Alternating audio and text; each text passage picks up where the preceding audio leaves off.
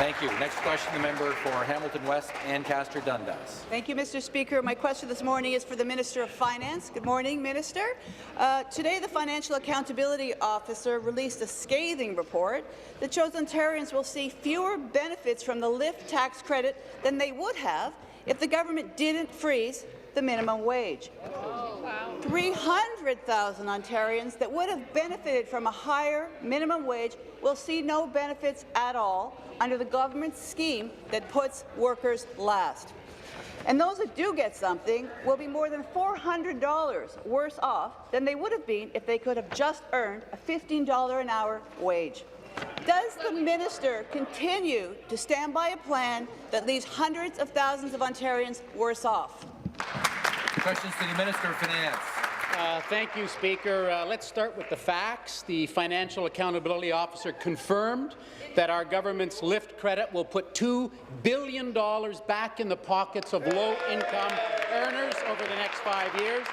Speaker, we will never apologize for bringing relief to families who need it most.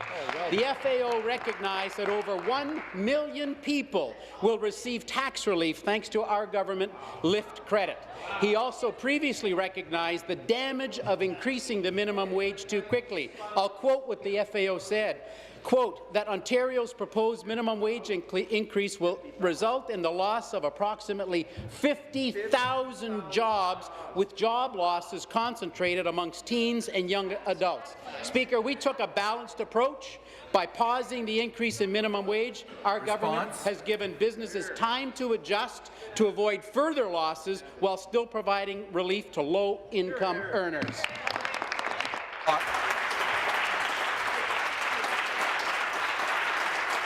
Members, please take their seats. Restart the clock. Supplementary. The Minister, well, Mr. Speaker, the facts are in, and they're supported by the FAO, that Ontarians are left worse off because of the government scheme to rip away a living wage from workers.